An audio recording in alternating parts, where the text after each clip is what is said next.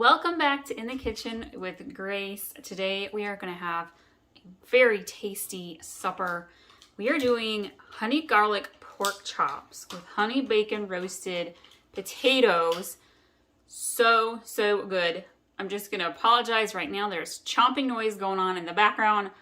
Gave the two dogs a doggy bone to chew on, and the little one keeps stealing the big dog's doggy bone.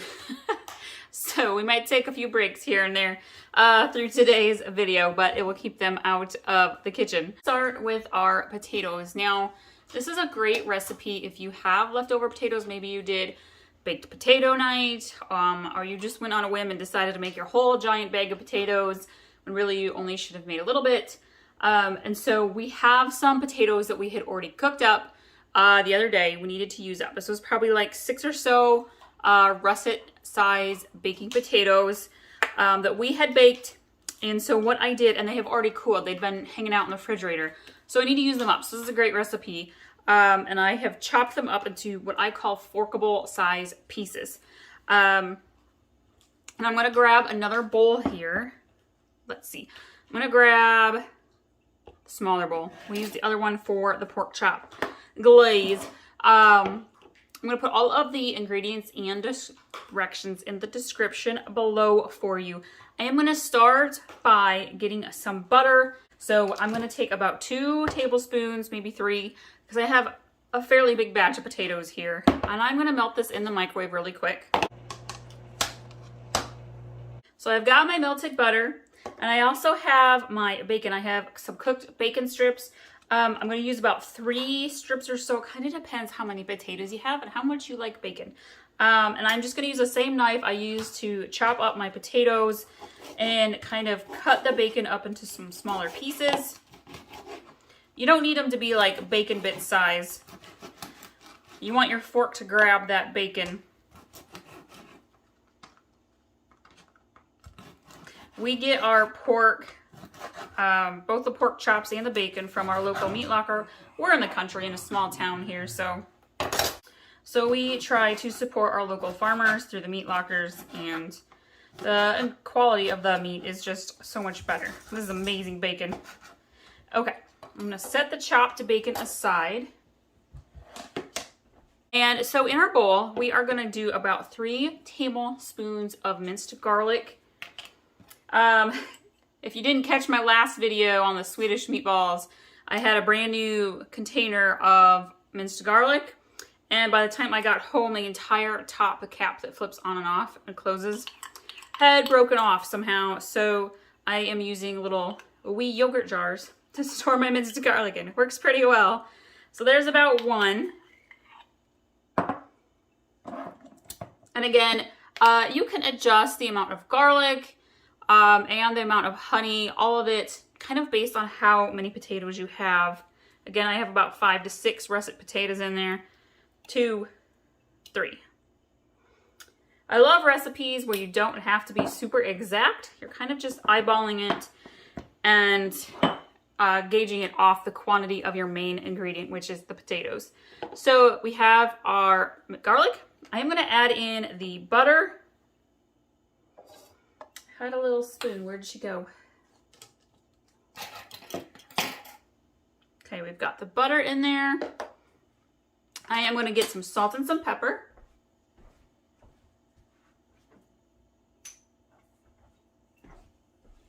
And I'm just going to sprinkle a little pepper in there. It's probably about a 1/4 teaspoon or so. Some sea salt. Now, if you want to, you can add some extra seasoning. Anytime I'm doing potatoes, I love to add onion and herb seasoning. It's not too strong. It adds just a hint of flavor. I'm going to do about 1/2 teaspoon there. I'm going to grab some Italian seasoning. You could totally use parsley. I feel like Italian does a little bit better with honey, so I'm going to just sprinkle a little bit in there.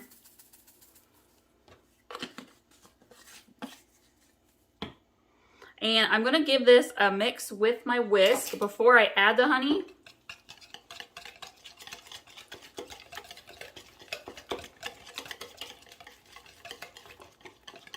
Now, you can do 2 different things with your honey. You could just use good old regular honey, or you could use hot honey. Now, hot honey is not like super spicy, as in like jalapeno spicy. It's more of a sweet, slow heat style of spice. We love it. It's really, really good on so many different dishes. I'm going to go ahead and use the hot honey today. And you want to do about 2 to 3 tablespoons. It doesn't take a ton. You just want a sweet hint of the honey when you're eating your potatoes. And because I have quite a few potatoes, I'm probably going to go ahead and do 3, and I'm going to mix it, and we'll see. Maybe I will add a 4th.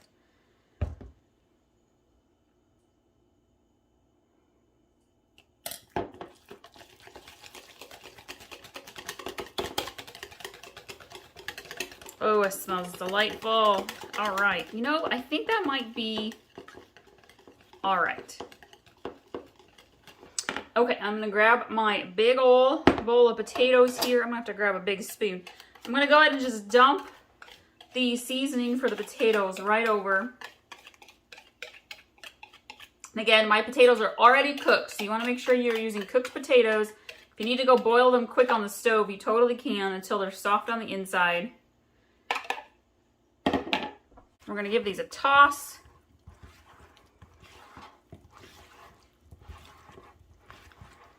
Here's a tip for potatoes. If you want to have potatoes that got that nice kind of crispiness to them, is to put your cooked potatoes into the refrigerator and get them all the way cool.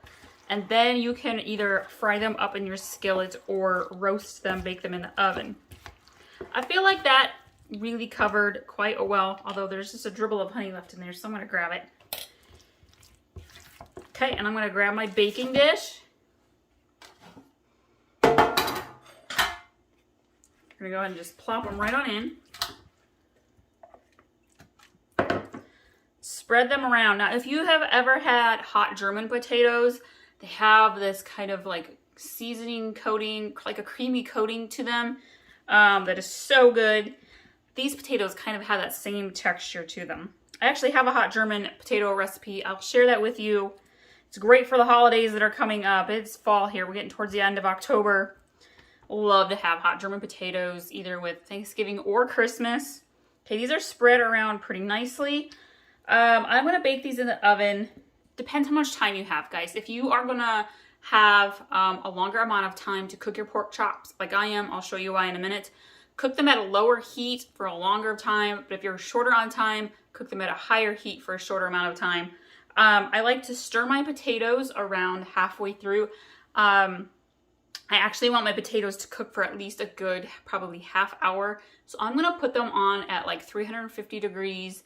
And then after about 15 minutes, I will stir them around, see how they're doing. I may bump that temperature up to 375. You do what's best for you with your oven and your time that you have available until dinner. Now, we got to add the bacon, friends. Sprinkle her in. You could totally just add this into your big bowl when you're mixing it all together. Now, see, I feel like I need one more strip of bacon. I'm going to go grab it here. So here's the story with the pork chops, and you'll see this here in a minute. I thought the pork chops I had were just your normal, thinner, boneless. They've already been cut from the bone pork chops. Well, it turns out they are super thick with the bone, the kind that you really should do in the smoker or grill them up instead of baking them in the oven. So I've convinced Tubby to turn on the smoker for me here as soon as he gets home. And so we are gonna slow smoke those pork chops. You'll see what I mean here in a minute. So that's why I want to cook my potatoes a little bit slower. But I have these all ready and I can just toss them into the oven about a half an hour before we are ready to eat. That is the potatoes, friends. And these are the pork chops. Woo! If you're just joining in, thank you so much. Welcome to In the Kitchen with Grace. Today we are doing honey garlic pork chops with honey bacon roasted potatoes. And oh boy, we are in for a treat for dinner tonight. Alrighty, so this is going to be, you're like, this doesn't fit in my baking dish. We are gonna smoke these. I thought we had thinner, boneless pork chops in our deep freezer, the butterfly pork chops. I was wrong. The ones we have in the freezer are super thick. These are definitely 1 inch to 1.5 inches thick. These other two here with the bone. And so these are really done best either grilling or smoking. And we're going to smoke them. I'm going to use the same honey garlic glaze though. It's going to be so tasty. And so it doesn't matter that they don't necessarily fit into my dish. If you don't have a really big dish, you could totally use a gallon Ziploc bag. I do that all the time for glazing the meats. Letting them soak up all that flavor. Okay, we're gonna scoot that to the side. And I have a nice bowl here. We're gonna mix our ingredients in. What I'm gonna do is I'm gonna grab, so I have a lot of pork chop, okay? So normally if I had 3 to 4 of the thinner, smaller butterfly, probably like the size of your palm pork chops, I would do about 2 tablespoons of butter. I got some big ones, so I'm gonna go ahead and do about 3 tablespoons of butter. I'm gonna go melt it quick in the microwave. So with this glaze recipe, if you are going to make your pork chops in the skillet or bake them in the oven, go ahead and cook your pork chops first. I am going to kind of marinate my pork chops since we're going to put them in the smoker. If you're going to do them in your oven or in a skillet, you're going to put your glaze on about 1 to 2 minutes right before they are finished cooking, okay? Very important note there. All right, we are going to add in our butter. And I'm going to grab some minced garlic. We're going to do about 2 tablespoons. It's a fairly garlicky dinner tonight with it both in the potatoes and in the glaze marinade for the pork chops. All right, you guys, so it turns out that I am going to make a second batch of my glaze sauce because hubby said that these are thick enough that they're going to take a little while, and he's going to want to brush on about as much as I originally had on them. So I'm going to make a second batch here, which is going to work out great because I received a phone call in the middle of recording this recipe, and for some reason it auto stopped my video recorder. Usually it will just send my calls right to voicemail and keep recording, and it didn't happen. So I got cut off while making my sauce. So we're gonna make a second batch so you get the whole shebang, guys. You aren't gonna miss out on anything.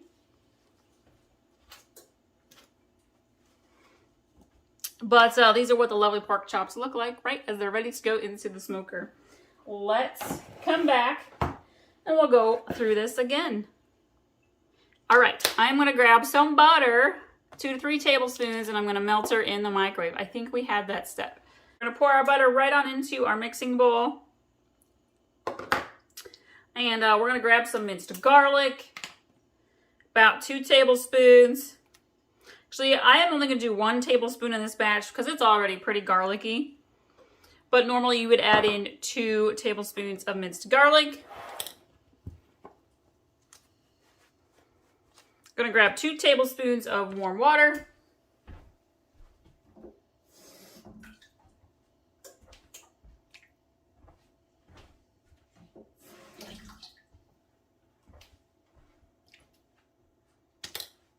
We are gonna grab our parsley. Gonna add in about a teaspoon. Ooh, that was a little bit more. That's all right. We're gonna add in some salt, dash pepper. Gonna grab some apple cider vinegar. You really only want a splash, about half a teaspoon.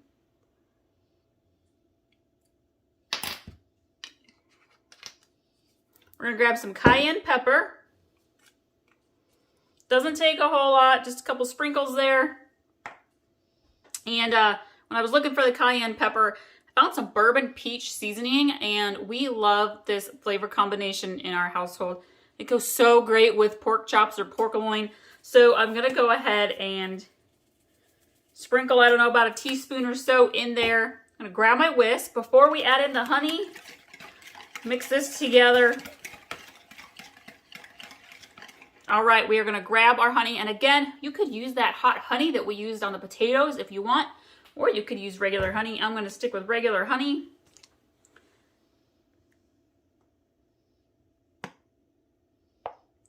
And do about 3 tablespoons of honey. Kind of depends how much pork you got to slather up in the good sauce.